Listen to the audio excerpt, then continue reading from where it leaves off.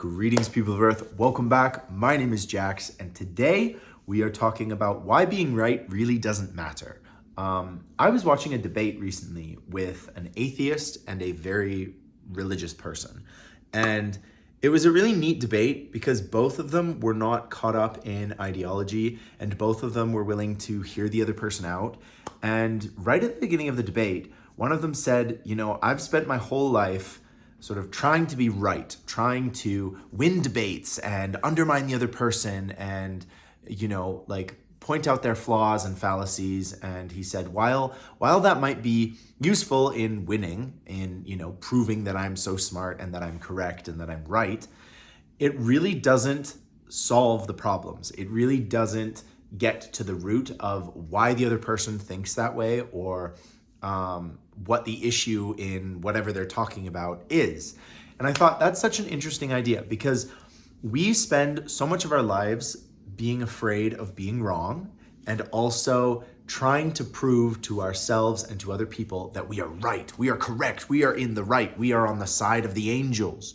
And in the grand scheme of things, it really doesn't matter. I've been thinking about this for the last 2 or 3 days since I watched this debate, and it's quite eye-opening. So I'm going to give a few examples. When you're younger and, say you, like for me anyway, your sibling does something stupid and you run to your parents, you go, Mom, Dad, brother did this, he's so blah, blah, blah. And it's like this desire to be right or to be seen as, the glowing golden boy or whatever. When in reality, it might be better to just help the person with the problem that they created or to explore, hey, why did you do that?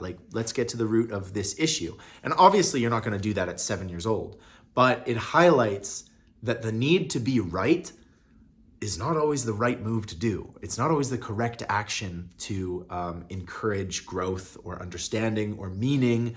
And at the end of the day, I've having thought of this for a while, being right has very little to do with actually being a good person and actually making a change in the world that is beneficial and that is good, because you can pick any topic out there and you can think that you have the right view of it. You have the correct position. We can get controversial. You can talk about a political issue, think about something going on in the world right now, whatever you want to think about. But ask yourselves, why does the other side think that they're right? Why do they think they have the moral high ground?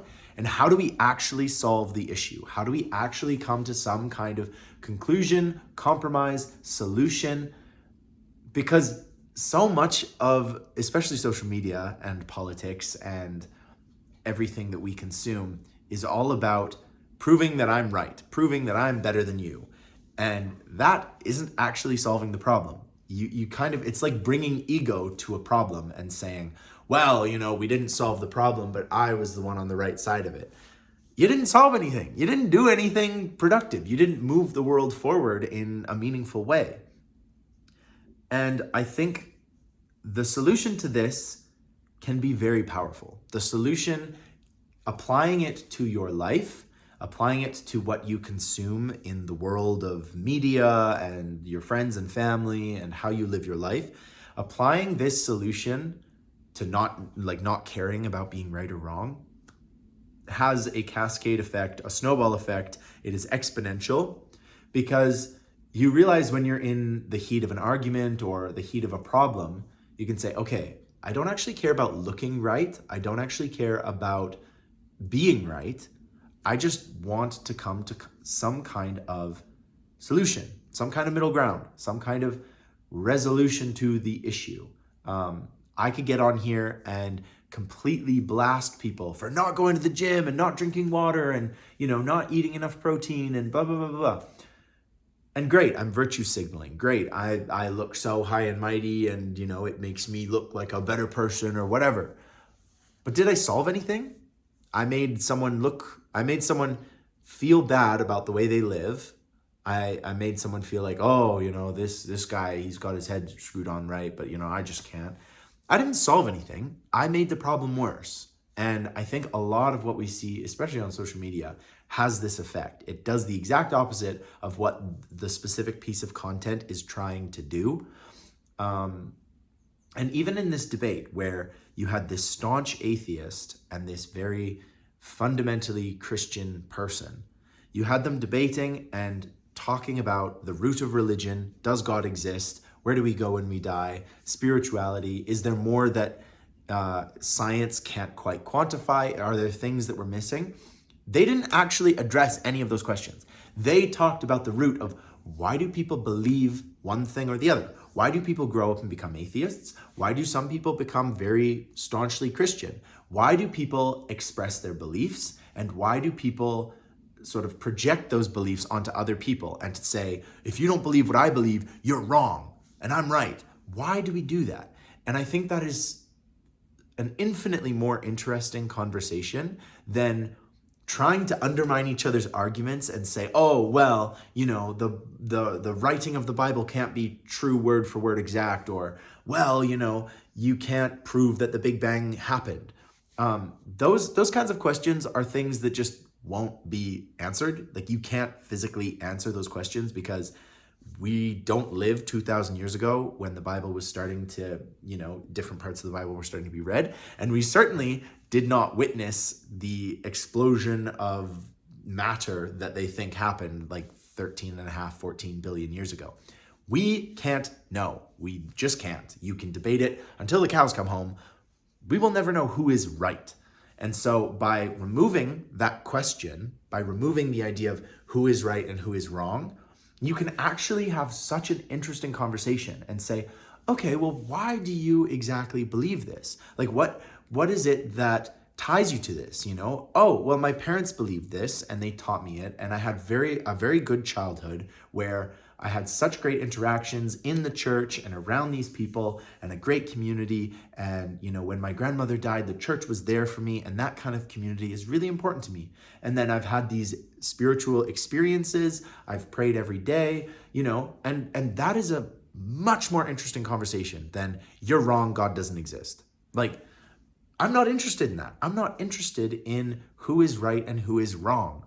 I'm interested in how can we create a more cohesive world where people don't care who's right, don't care who's wrong. They're just looking out for each other's benefit and good.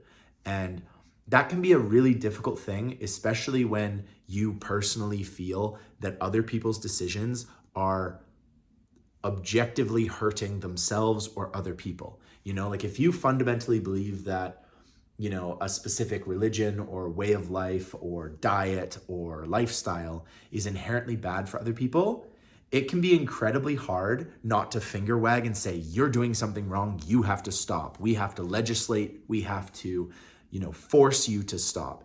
It can be so hard to try and, you know, force your righteous rightness on other people. And instead just saying, okay, I see that you're doing this, and in all honesty, it looks like this is having a negative impact on yourself or other people. And I want to get to the root of this, like why exactly? And hopefully the other person won't feel attacked and won't feel like you are, you know, sitting on your high horse, talking down to them. And then you can have like an actual exchange and they can say, well, actually, like, I don't think the way I'm living is hurting other people. I think, you know, it's this, and this is the reason I'm doing it.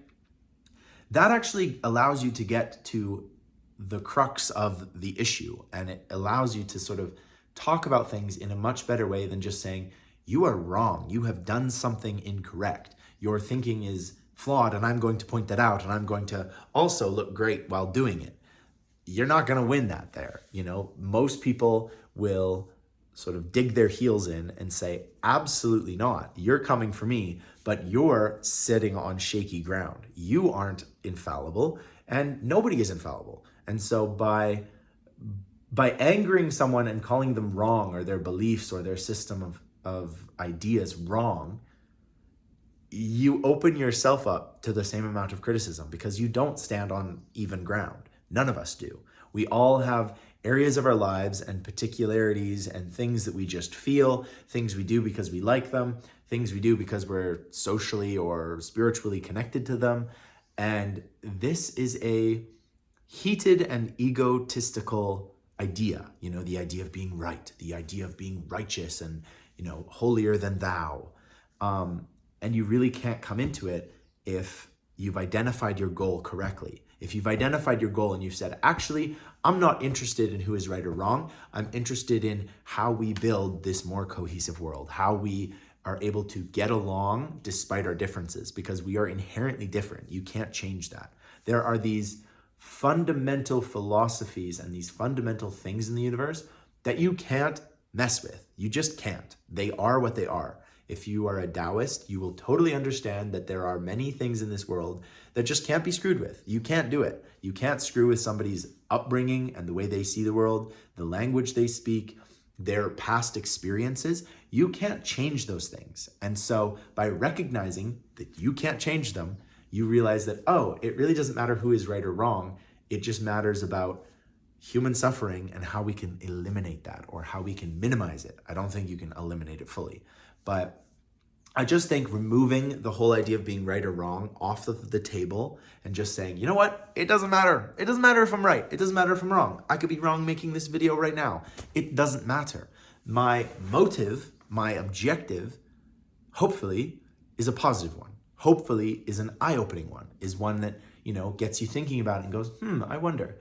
And you can disagree with how I view it. I don't care. I don't care if you fundamentally disagree with everything I've said in this video.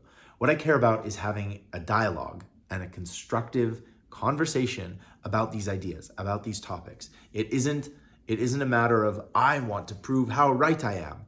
It's just an interesting conversation that hopefully makes you think about something. And it could be totally different. You could be watching this video and then think, this really gives me a good idea for an elephant sculpture that I've really wanted to do the last few years.